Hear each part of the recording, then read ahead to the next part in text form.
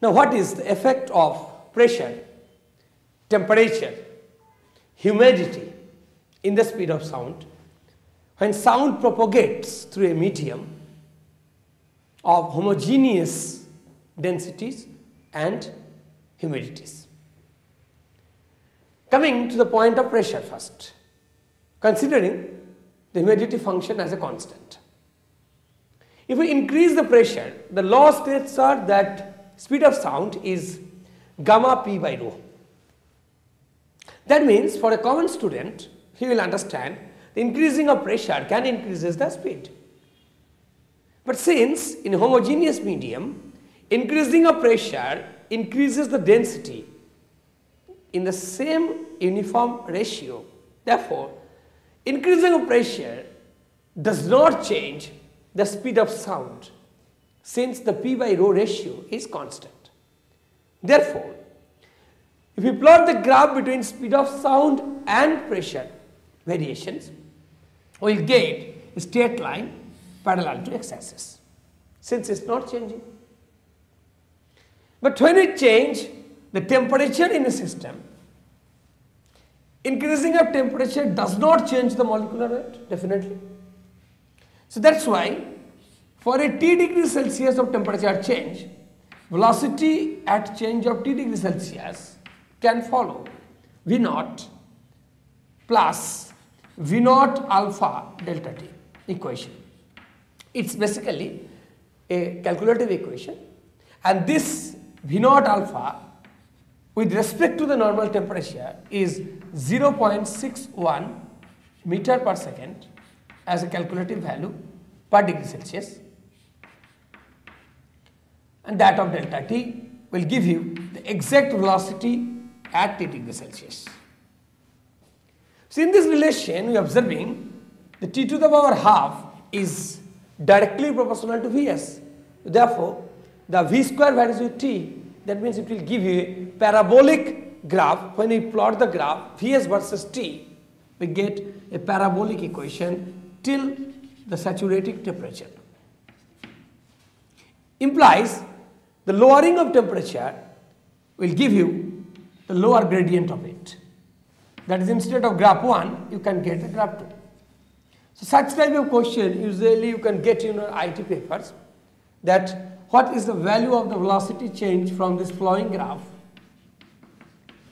if at a saturated temperature the object having different part of molecular weights, that is, one is taken as argon gases, other is taken as nitrogen gases, what will happen with respect to them?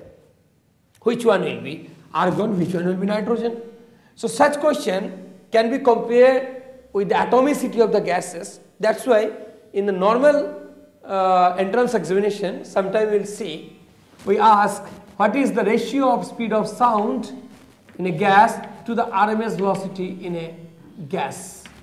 Speed of sound, we are understanding, that is gamma RT by M, whereas the speed RMS was, I already discussed with you, 3 RT by M for the mono ideal gases, and you are getting the ratio of gamma by 3. So relevance question comes from this part also, and if you go through this equation, you will see gamma of the monoatomic is more than the gamma of diatomic. That is why the gradient of the monoatomic will be more than the gradient of diatomic. That is why answer argon will be this and nitrogen will be that. So complicated question, what you observe in your IIT is not complicated. It is basically modified by the different understanding of the graphical analysis of equation. So in IIT, graph is the most important part, but that only be clear when a student know all variations. Next point I am coming about the humidity. What changed the humidity factor? See, in this case, sometimes student misguided or misconceptual understanding takes place when they understand the humidity is correlated to the densities. But don't catch this one. You know, what is humidity? First we have to know this part.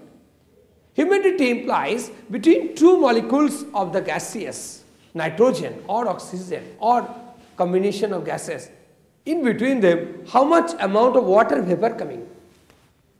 Humidity more implies more number of humid air. I mean, water vapor is coming between two conjugated space of the air molecules. More humidity implies that more energy carrier. Implies the sound energy will carry first if humidity is more. Except two gases. One is hydrogen, other is helium. Because when hydrogen and helium takes place in the medium gases, humidity acts like an elephant. They sparingly bears the gases from each other. That's why except hydrogen and helium, increasing of humidity increases the speed of sound as the energy carrier number increases and first energy movement can be possible for the mechanical transmission of sound waves. So increasing of humidity increases the speed of sound must follow such graph at a particular height of humidity's level, and that graph is straight line up to the saturated humidity level on this position, and then it is becoming parabolic to the unsaturated level. In such a situation, question usually asked from certain gradient, question may usually ask for the different gases at different stage, and what is the understanding of this graph for a different point. That is also a lowering temperature value or higher the temperature value.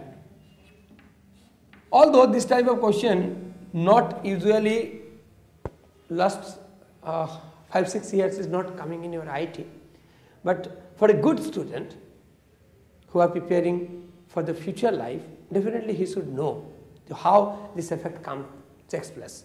If suddenly snowfall takes place in somewhere, how sound affect.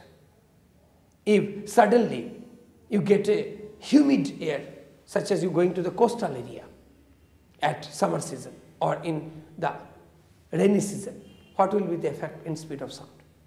What will be the normal effect of speed of sound in such as in Delhi, you are understanding the humidities. So these are the analysis.